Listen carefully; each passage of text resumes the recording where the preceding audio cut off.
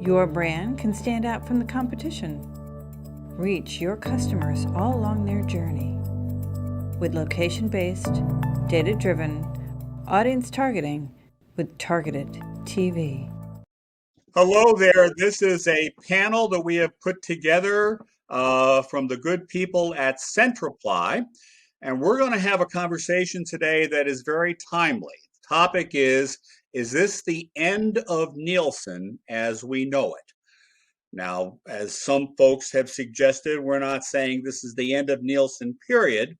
But Nielsen, as we have come to know it, lo these many years, may be changing. So I'm going to go from my left to right and introduce all these folks and maybe let them tell us a little bit about themselves. And I'm going to start with Ashley with the green wall. Hello, Ashley. Hi, Rick. Happy Friday. Hi, Doctor. Sorry. Proper titles. And you are, and what do you do, and where are you from? I'm the CEO of Furious Corp. We are a yield optimization platform for sellers of premium video, and our specific sweet spot is linear television. Very cool. And on my screen next to her is Rob Weisbord from Sinclair. Rob, what is your job today? I know it changes a lot. Hi, Rob Weisbord. I'm the president of broadcast and chief revenue officer for Sinclair Broadcast Group. And you're speaking to us from beautiful Hunt Valley, Maryland. The sun's out. Perfect. There you go. There you go. Scott Stansfield from Centriply. Who are you? What do you do? What does Centriply do? Besides sponsor this set. Good morning, Rick and all. I'm founder and CEO of Centriply. Centriply is a specialized media agency that focuses on audience-driven TV ad campaigns. Our technology and methods really turn traditional TV spots into advanced TV solutions, which allows advertisers to reach the same audiences up and down the marketing funnel. Very good. And next I have Christy Tanner, who's a strategy consultant. But prior to this, you spend an awful lot of time on the content side at CBS News. So a little bit about you right now? That's correct. Hi, I'm a strategy consultant in digital, entertainment, streaming, video, and media. I spent better part of 2 decades running digital media businesses, and most recently the #1 streaming service, CBSN, for CBS News. So have about 6 years of really hands-on experience in the streaming and linear video intersection. Terrific. And now we have BOCHICCHIO, which is it? Neither. How do you pronounce your last name? It's Rob BOCHICCHIO. Well, I completely messed that up, but I couldn't hear you. So, all right, Rob, one of you tell us what you do. Yeah, so for everyone who's watching, I'm on 2 video screens here, so that's what's driving Rick crazy. So sorry, my friend. So Rob BOCHICCHIO, president at Marketsmith. I've had a unique career, both working deep in media and video side, but most recently as president of Marketsmith. You know, we're very strong in direct-to-consumer business as a full-service marketing agency. And I'm very interested in talking to you today about all the issues that are evolving around video reporting and measurement. Now, just for the record, we have 3 presidents and a CEO in this crowd and an ex-EVP. Ashley's a president, Rob's a president, Scott's a CEO. Rob from Marketsmith is a president, and Christy is an ex-EVP. So we have all been living with Nielsen low these many years through our entire careers. And it occurred to me this morning that this is somewhat like living in an old house. The old house needs a lot of attention. It takes a lot of repair. It's the family home, so we don't necessarily want to leave it, right? But to completely rebuild it is a pretty large undertaking and very, very possibly way too expensive. So I'm actually going to start. Christy, you are the content person here. And as someone in the news business, I suspect that Nielsen ratings numbers were not usually your friend. Is that roughly correct? Well, Rick, I ran the streaming operation for CBS News for 6 years. And frankly, the linear Nielsen ratings were not really pertinent to the streaming business that I was running. I don't think they were relevant to the position of our streaming service in the marketplace. And that said, I think what's interesting from that experience is that we were able to build the number one streaming service with what was the sixth rated linear news channel. So if you included the major cable outlets and the broadcast outlets, CBS News is number 6, but our streaming service was number 1. So my takeaway from that is that linear ratings are important to the transactions in linear television ad sales, but they were not relevant in our growth path for CBS News Digital. So what I would say is they just weren't something that I thought about a lot, though I am obviously knowledgeable about it, but it wasn't something that was constraining the growth of the digital business. Okay, let's go up now to the broadcast side. Rob, Nielsen ratings, kind of bread and butter for how you exercise your chief revenue officer duties? Yes and no. I would say that obviously it's unfortunate when a third party like the MRC doesn't accredit them that the fallacy starts to show up. There's always been a standard deviation. In the early days, it was plus or minus 40%. And the industry, because it was the trading currency, accepted a plus or minus 40%. And as you look at this, there's inherent pressure. You've seen the networks themselves. NBC is looking for a new solution. CBS just this week came out that they are looking at another solution and other ways. So when you move your currency from a cost per point business to an impression-based business, there's other parties that are out there that are quantifying audiences, and it's kind of you adapt or you die. And I think that Nielsen is at that stage right now of they need to adapt, or they might go down by the way of a BlackBerry. Remember those days, Rick, when I do. They had a great keyboard. Yeah, the QWERTY keyboard was invented by BlackBerry, and then they didn't keep up with the times. And I think that when there's a crack in the surface, it allows for other folks to probably try to enter into the monetization world and quantifying the audience. But I also think, and there's been recent panels that I've been reading about, and I concur that it'll be about data segments as well. Is when you move to an impression-based audience, it's really now you're going to buy audience segments and data and other forms that you're trying to hone in on that ROI. There's always that branding segment, and if you don't get the brand in the top of the funnel, you don't get to the bottom of the funnel. But there's the holding companies have their various data panels that they're looking at, and I think data and getting into who's in the audience and what they're buying is more critical than trying to quantify. If you have 10,000 impressions, 5,000, I think the impression is more important.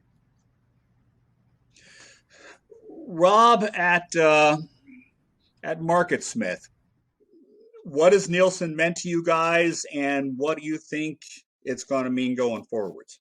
Sure. Well, listen, I agree with Rob that, you got to adapt or die. And, Nielsen's always going to be and has always been a part of at least baseline reporting of age, sex, and audience size. But, when the problem with Nielsen and what we've as an agency and industry have caused a problem with is that we haven't changed. And, you can blame Nielsen. But when you look at marketing agencies from the planning side, they have taken a lot of different, including us, a lot of different data sets to go in and be able to target to a very granular level. So we can plan really well across all media channels but we can't report across all media channels the same way. And that's a big problem. And as you know, as every agency has gone more into the digital landscape, and that's grown, and clearly that media spend has outperformed, or at least outpassed video. Video hasn't caught up in regards to how to report, especially in linear. So, you know, it's going to be Nielsen plus. You know, it's going to be Nielsen plus something else that gets added to it. Is it video app? Is it something else? The problem is going to be, and I think everyone said it so far, we're used to having one currency that everyone utilizes, both from agency side and sales side negotiation. Now that you switch and have multiple sources, that's going to be very difficult because now you're going to have multiple currencies.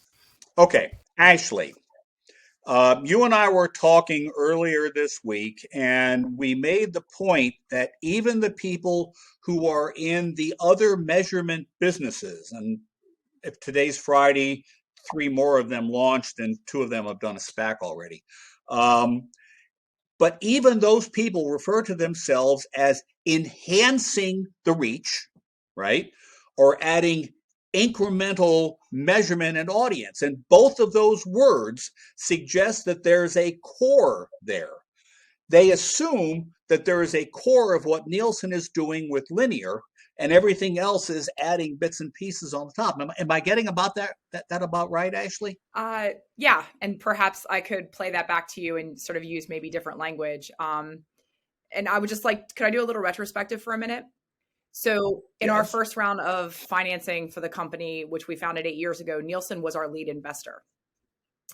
And they're no longer on our cap table. But I had a bit of a crisis of sort of identity and kind of truth because, you know, we serve sellers of linear television and premium digital video. And it was hard sometimes to go in a room and say, we took money from Nielsen, but we're able to be Switzerland, right? Knowing that there were a lot of business challenges. So Nielsen is no longer on our cap table, but I remember that sort of crisis of confidence that I dealt with every time I went into a prospective partner or customer, right?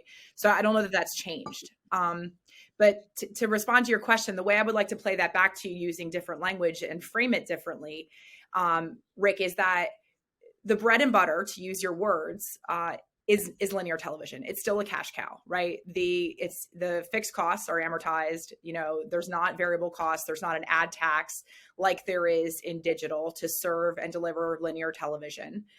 That's changing a little bit with, you know, some new emerging technologies. And as we're theoretically migrating to a future of IP-based linear television delivery, but it's still an economic anchor.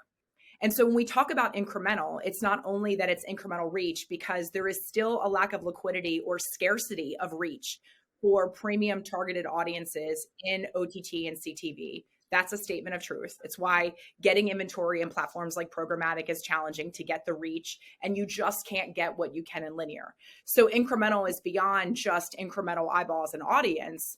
And extending audience to digital platforms or pure IP platforms, it's really about incremental revenue, meaning it doesn't really, in comparison, it's small to the large anchor that is the revenue that linear television provides. And, you know, I want to go back to Rob's point, which was salient. And so, Rob, thank you. You always teach me. Your standard deviation quote is I will use it. I'll probably beat it like a dead horse, but the 40%. So if you analyze that, that is a symptom of privilege, or perhaps it's causality. I don't know if it's a symptom or it's causality. That is a sign of privilege. A marketplace that is privileged with great margins, reliable, continual, renewable revenue and growth year over year, and has agreed to function as Wanamaker, the Wanamaker quote, with 40% standard deviation or 50% that works and 50% that doesn't, whichever quote you prefer. And so I think what's happening right now is an extension of that. It's sort of phase 2 of what happens with privilege when privilege is threatened, is then you protect. And so this land grab of defining your own currencies and RFPs and all of that stuff, I think it absolutely has to happen, that everybody has to take control if they are a seller of linear and premium digital video, take control of their future. This is absolutely a Cartesian moment. And I holistically believe sellers need to decide not to continue to put their eggs in Nielsen's basket and wait for them to put on their big boy pants and do business differently. But I don't believe that continuing to proliferate silos and vacuums of measurement serves anybody. And it surely doesn't bring the value chain closer together and help buyers. And if we don't help buyers, we have to make linear television and digital video not only easy to sell, but we have to make it easy to buy. And we're just making it harder. I thought you were going to go down the Kardashian moment, but I'm glad you didn't go that way. I said Cartesian, as in Descartes. Self. You're going to bring a reality TV. It's a philosophical statement, Rob. Rick, what I would tell you is this: is that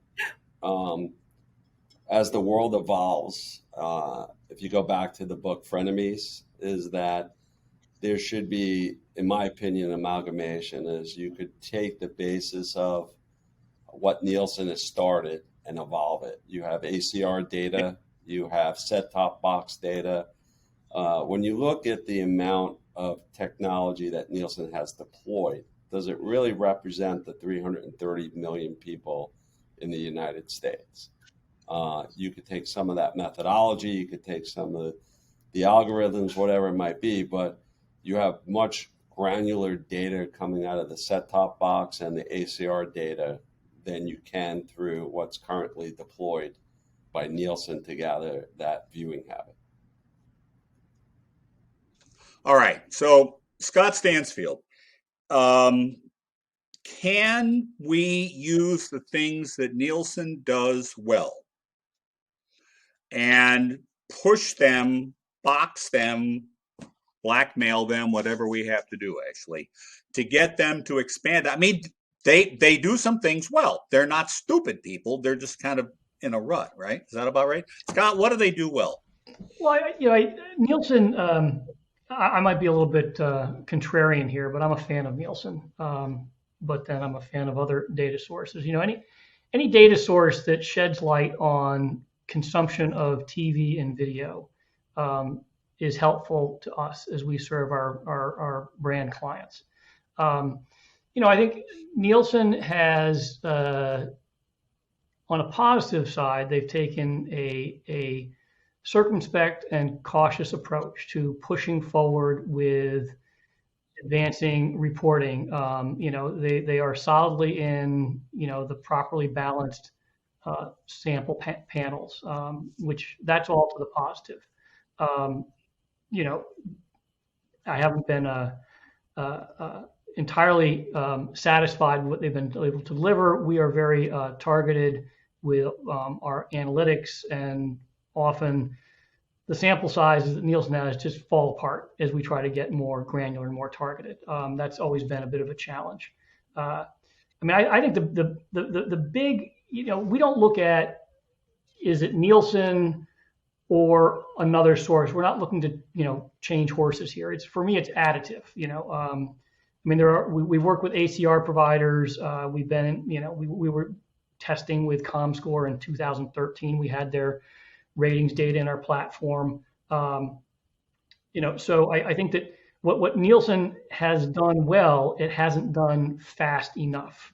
And I think that the growing acceptance of alternative sources of audience measurement is going to both provide all of us with alternative views. It will introduce and escalate innovation in TV audience measurement as a sector, and it's going to introduce more players. I think that in addition to the emerging providers of those data streams, we're going to see Nielsen. I hope and expect that Nielsen's going to start moving faster. But I think that the whole sector, by having alternatives, it makes the sector more aggressive at serving the needs of both sides of this dance. You've got the publisher side, and they need to know who's watching their programming and try to figure out what it's worth. And from the brand side, we need to know how we can intersect with the audiences that we want to reach. And so having multiple sources is a positive. I think there's going to be a lot of growing pains. I want to go back to your comment about living in an old house that's comfortable. Nielsen being the old house that's comfortable. Yes, true. I don't disagree with that. But I also think that there is a tremendous amount of infrastructure and systems and knowledge and expertise and benchmarking and experience that has been built around Nielsen, not necessarily built by Nielsen, but built through organizations in the industry that have relied on this Nielsen paradigm. And so it's going to take some time for us as an industry on either side of the table of the demand and supply to properly utilize this emerging options or alternatives as Nielsen may get more granular and change how it reports. So, Rick, can I jump? Sorry. You betcha, man. I'm not quiet, as you know, is that the way they have to evolve, and I'm not inside their organization, but if they take the legacy thought process, right, and try to apply it to swift change, we know typically legacy thought process never moves at a rapid and efficient pace. So it just depends from their leadership, can they throw the legacy thought process out the window? But inherently, they still have a lot of issues, right? Because they're measuring the video and the audio, right, for out of home. So if you're in a sports bar, and I know you're a sports fan, and you're watching a game and those O's aren't on the audio because they're not the flavor of the day and you're able to watch the video, there's no credit that you've actually viewed the commercials, viewed the game itself, and you got to overcome a lot of fallacies, and that's what they need to be working on. I spend a lot of time in Las Vegas, as you know, and there's more out-of-home viewing in Vegas to go to the sports books to watch the games or any place where you can lay your bets down. And none of that audience is ever credited to the viewership. And so that's a waste circulation or benefit that the clients that are advertising pick up that there's never credit for. Christy, you said that at CBS News Digital, you sort of were immune to the Nielsen thing. But let me ask you, one of your programs that you retransmitted was CBS Nightly News. And I could argue that the CBS Nightly News or any broadcast television simply wouldn't exist were it not for Nielsen. If CBS, now Viacom CBS, didn't have Nielsen numbers to say how much are we going to spend, are we going to continue, are going to dump that host and get a new host, they drive what a lot of the content is that is in our business, right? No question that drives a ton of decision making. But I think that in that way of thinking is super antiquated. And I question whether making decisions that way makes any sense anymore. You have 3 broadcast evening news half hours that are essentially the same show. And the idea that there's a horse race to see who can be number one in the demo, number 1 overall. Oh, we got a little bit closer to number 2 is, I don't know, you can pick your metaphor, but fiddling while Rome burns. I mean, who cares? Who cares? The point of those shows is frankly to perform a public service that I don't think would have ever existed had there not been, government mandates that the broadcast airwaves transmit public service programming. If it was left up to what's going to get the highest Nielsen ratings to determine what is programmed, you would probably have no news programming. You would have all Law and Order all the time, or something to that equivalent, all Love Island all the time. I don't know. So I mean that may be an extremely contrarian view, but from where I'm sitting in digital, where the game is being played over here now. That's not to say that linear television isn't enormous, and as Ashley said, a cash cow, and extremely important to the funding of whatever the future content and audience ecosystem becomes. I really think that the mode of thinking that there is some type of winner take all horse race going on. Let's take out a full page ad in the trade publication or the New York Times to say we're number one just gets a giant, who cares, from people who are creating the future of media. Well, in the horse, and Rob, I'm going to come back to you because I know news is a big deal for local broadcast. In the horse race analogy, yes, it does appear that we are arguing about who's going to place 7th, 8th, and 9th in the race, not who's going to win the race. Well, Rick, while we're debating this, which I think is an important debate, and because of the volume of ad dollars, the size of the marketplace that's being transacted on, it is an extremely important conversation. But if I was a major tech platform or hardware manufacturer, I'd be like, hey, you guys go talk about that over there. I am going to build the next surveillance capitalism platform into this hardware of the screen, one way or another. And that's how I am going to control the conversation of how this audience is being monetized. Rather than thinking about, whose linear show was number 1, number 2, number 3, number 6. Rick, number 45, number 48. Rick, yes. Can we beg the question of sort of the gorilla in the room? And I just want to go back to Scott. I applaud you for sort of the perspective. It's easy to bash Nielsen. We all do it, but I want to express gratitude for them because I started a company on the backs of their checks. So I'm deeply grateful, and it's always an easy way out. So thank you for ensuring that we have that perspective and realism. But can we just fast forward for a minute? So I want to draft off of Christy's sort of digital future, right? So we've seen the growth of digital, just in an absolute, it's greater than that linear, even though linear's base was at one point larger. And everyone that I talk to on the sell side that is able or deploying their own delivery infrastructure has the intention of a roadmap. And I think there's TV to human years, dog to human years. It's 7 dog to 1 human. It's 5 human to 1 TV, I think is maybe the ratio, if not more.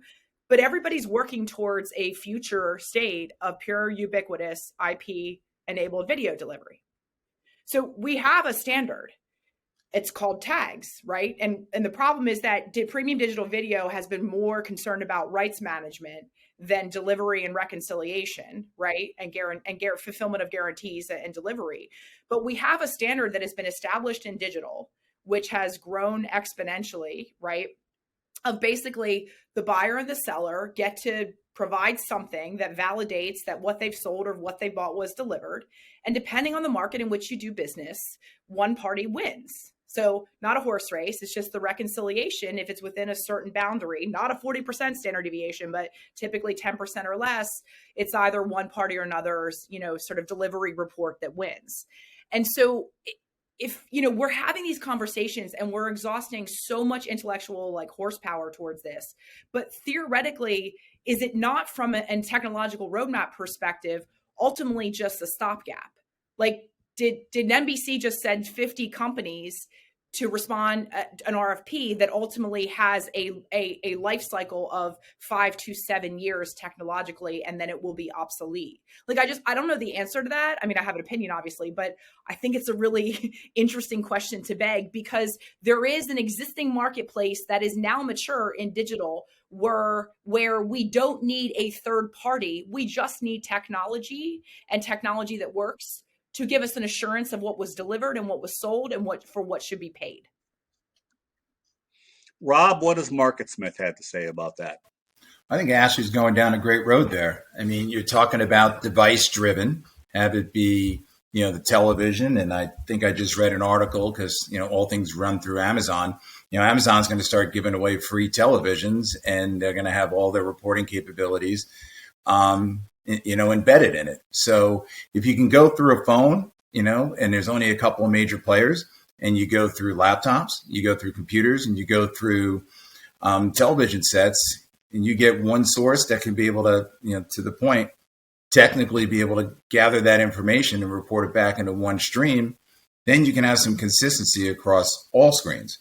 What we look at is, we're very direct to consumer driven, almost every dollar we spend is ROI driven. So we use Nielsen and we use other tech platforms to be able to build our base. and really focus our targeting. But then from there, and all the way down to geofencing, but then from there, it's based on performance. And I'm not going to go too far down that road because it does leave what we're talking about here a little bit, but it's all optimization driven. So where are the hands being raised? Who's buying the product? Who's going in the stores from what they watched, from what they heard? And that's where we move our dollars. And we've seen a lot of our brands grow from being challengers to champions by being able to chase those dollars immediately, daily, and shifting that around. And that's the current platform that, almost every digital campaign lives on. And, just looking at, I put a buy together for 200 GRPs and I delivered 180. What the hell does that mean? Like, really, I know what it means technically, but that really doesn't help a client's business if sales are up or down 40%, but you may have hit 95% of your GRPs. So, we use it because it's part of the negotiating currency. But as I said before, it's used a little bit in planning and almost hardly used at all in tail end reporting. Rob Weisbord, at Sinclair, you have digital properties, you've got Stir, you've got Bally's coming up, you have a ton of local. You have salespeople who can go down to the local bagel store and say, how did we do last week, right? And at the end of the day, it's not necessarily how many people came in and bought bagels, it's what the bagel store owner has to say about that. So we have that kind of an issue. How do you manage going forwards? How do you manage your dependence on digital for that part of your business and traditional Nielsen for the other part of your? I mean, you are right in the middle of it. 2 days, someone's making decisions and all that stuff. So let's level set a couple of things, right? And so maybe, Ashley, you know this or not, but when you convert, where Rob was talking about GRPs, when you convert to an impression-based world with Nielsen, and they haven't publicized this, which made me apoplectic, is you lose 25% of the ratings, how they've done their methodology. So overnight, you suck by 25%. And those that are still transacting by cost per points think that the broadcast business has gone to hell in a handbag, which it hasn't, right? And so, we'll go into, again, what Rob said about Amazon TVs. That's because everybody's watched what's happened with Roku, right? But then you have Samsung channels and Vizios, and if you're selling Samsung channels, they have the granular level to the IP address, right? And ultimately, at Sinclair, we serve solutions to the local business, to the small and medium-sized business, right? The national agencies will always get to a quantified level. But to me, my long tail really is qualitative data and really understanding the impression, because I want the right programming for the right business. I want the right assets for the right business, because where Rob's in that D2C, I want to walk in and say, let's go look at the sales report. Let's go analyze. I have an intelligence dashboard. Let's see where your assets were running. Do we have to move X percent of the dollars from one asset to the other on the fly? And that's where the business is going. And so if you're not data driven, right, in multiple data sets, you're doing a disservice to your advertiser, because let's level set this. You spend money to get a return on that money, because you could go buy a stock, you could buy a bond, you could invest in other assets. So we got to get that granular of what is the audience segment that the client is looking for and match it to the data sets. So I think I want to jump on that and expand. Yeah, Scott, go ahead. He hadn't talked for a bit. Rob made a point of qualitative and getting the right impressions for the right advertiser. And I think if we look at on a large scale, the more granular targeting, the better data informed targeting will work for the entire industry, because the brands, the advertisers will be able to secure inventory that's more appropriate for achieving their communication goals. They may use less inventory for the same communication goal, or they may find that they can expand their goals and, with the same expenditure but different inventory. And from the publisher side, by more efficient use of the inventory, more advertisers can be satisfied more communication goals can be accomplished with the same amount of television viewing. And so it does grow the industry largely, and that's where the granularity of data can be enhanced. That has to do, though, with bringing in these data sources that are more granular, integrating them into platforms that are going to be identifying and activating media. But that's the big promise. And so to circle this back to where is Nielsen in this game? Nielsen has been challenged in reporting in real time targeted impressions against things other than the broad demos that they see. There are mechanisms by which they can do custom audiences. It's a great challenge to do so in any kind of a real time application to media activation. I see Rob nodding along. At Marketsmith, client comes in this morning, wants to be on Monday. There's not a lot of time to whiteboard stuff and ask the engineers to connect the set. We're dealing in real time. The channels, the pipes need to be in place so that we can use it today. Down the road, there's a lot of things that we can speculate on, but how do we put, our clients, our advertising clients, at some advantage in the way inventory is selected and activated on their behalf? So I think this conversation is it. I just had a clarity actually, and why these Nielsen conversations are sort of continue to spiral, right? It's like the snake eating its tail, if you will. It feels like sometimes, and we're actually coming at it. There's three different questions, and I think honestly we are projecting and transposing sort of three different expectations on Nielsen, right?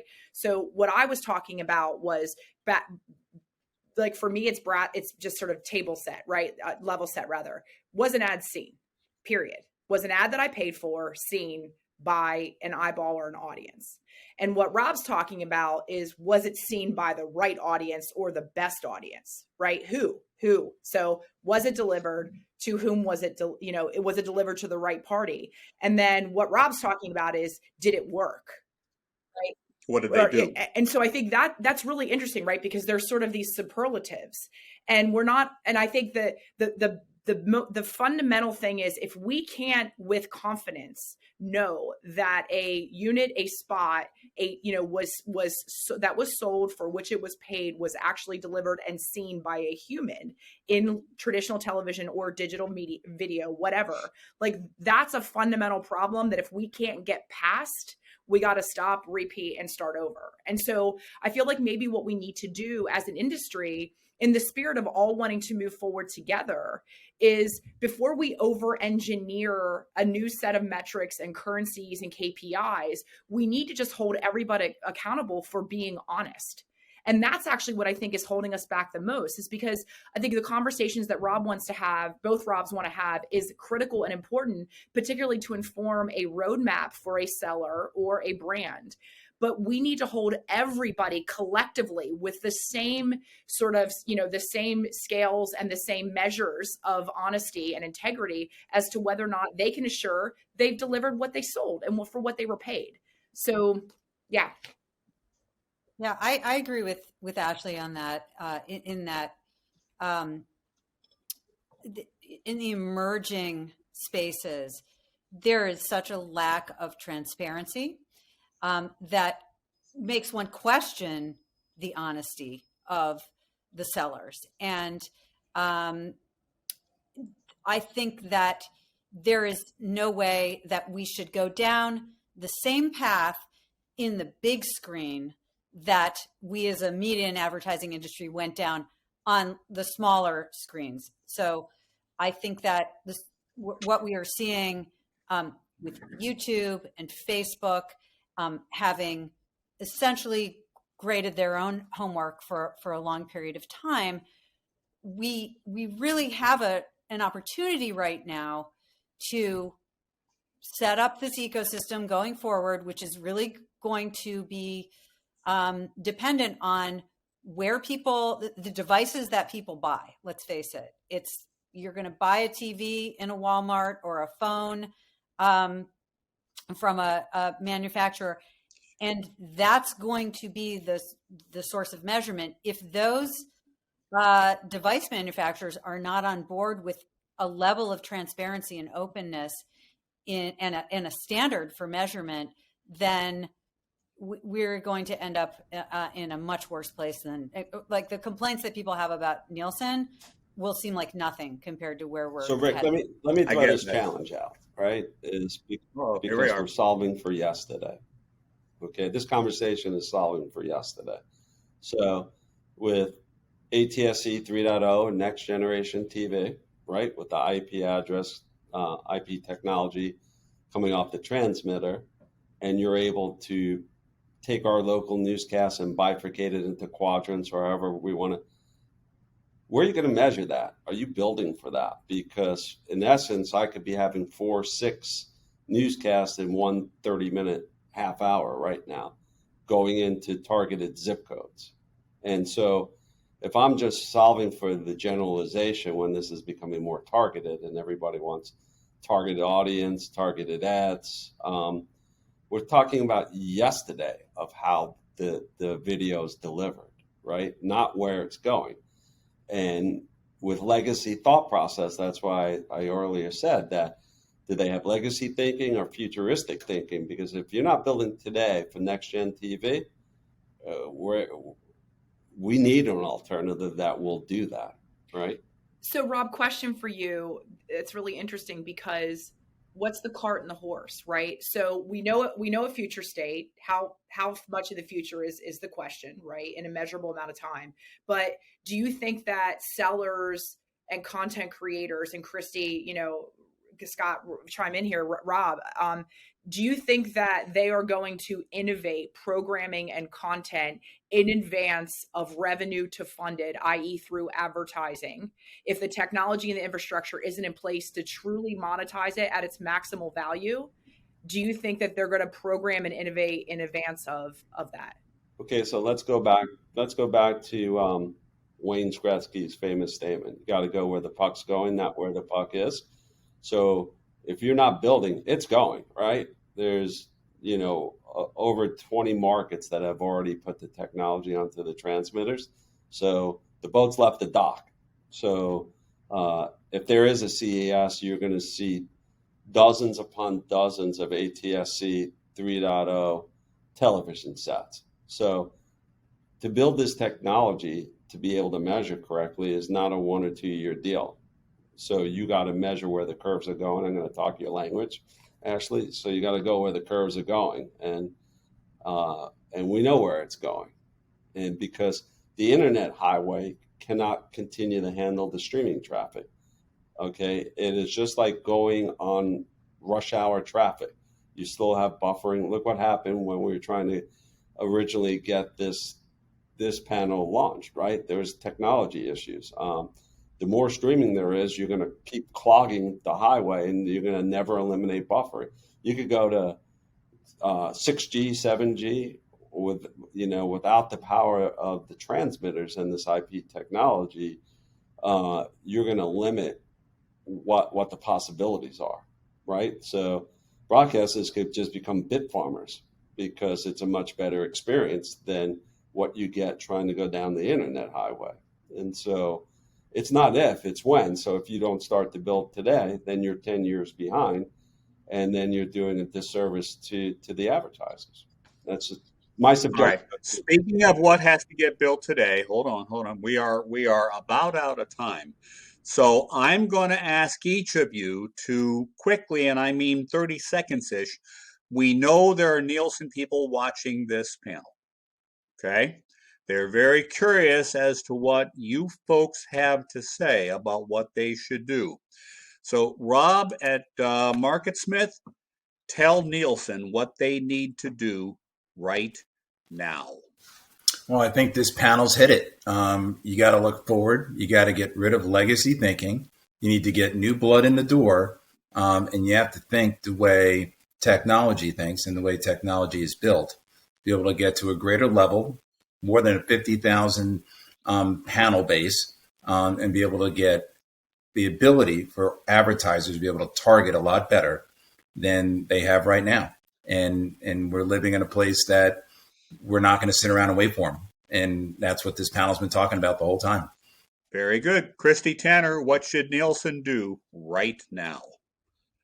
I think Nielsen has a great opportunity to build on its legacy of dominance and be a leader in the future, demanding transparency and integrity in this transactional marketplace. Scott Stansfield, what should Nielsen do right now? Well, I'm not going to tell Nielsen what to do because I'm not picking a dog in this race. But I will tell you what I would do if I were at Nielsen is I would speed the throughput of response to custom audience requirements. I would make sure that the pipes were cleaned out and that they could respond in real time so that the white paper offerings that they have were actually applicable to media activation in the current environment. That's what I would do. I would speed up the internal operations and try to get some layers out of the way. All right, I'm going to go next, then we're going to go to Ashley, and we'll give Rob the last word. As I think you all saw in a note that I sent, one of my senses is that we are, as an industry, wasting a lot of effort trying to fix all the fringes where we have a massive problem in the core. And that if I were to recommend to Nielsen what they should do, they should immediately get into bed with all the glass manufacturers. At the end of the day, what's on the glass tells me what's being watched. And that's LG, Samsung, Vizio, and a couple other small ones, including the custom guys who are making TVs for Comcast, okay? That would be my advice to Nielsen. Right this minute, solve the big problem in the center, and don't worry about the fringes, which have 8 billion suppliers working on. Solve your problem in the core business. Ashley, you're next. What would you tell Nielsen to do? What should For they Mr. do? Weisbord's benefit, I'm going to take a more EQ-centric approach to my answer. Thank you, Ashley. I'm going to start by saying thank you because you've been an accelerant to our industry and we are where we are. Partly the advertising business is where it is and has the economics it does because of you. So thank you. And I would say I draft off the core metaphor, but change the optics on it and make it a hub, is that Nielsen has the power of anybody and everyone will and wants to and needs to take a meeting with you. So use that to, instead of being the core, be the hub in the wheel and the spokes, and use that to get everybody connected and get the wheel rolling again. That to me is where the power lies and what Nielsen has that no one else does. And ideally then we build that wheel and keep it moving forward. Rob, you got the final word. It's tough to follow Ashley in that articulation, but Rick, I agree with the glass, but you have to marry quantitative with qualitative, but I'm going to go to the algebraic equation. That should equal attribution. So, because ultimately you could feel good about your ad campaign. You could feel good about the creative awards you win, but you got to marry up qualitative and quantitative to get to attribution. And they have the assets to do it. I agree that they should get with the people that have the glass because that'll go to multi-devices as well, because all the smart TVs have, you've got to sign on, you get the IP address, and you start correlating actually how the real viewership is happening. So it starts with the big TV, but then it could go to tablets or the mobile devices. But until you start with the big TV, you can't get the multi-device look. And then you have fragmentation. There we go. Well, guess what? Thank you all. I appreciate your time and your efforts. Thank you all very much. We are done. Thanks, Rick. Thanks, everybody. Scott, thanks for sponsoring. Thank you, Scott. Pleasure. Thanks for participating.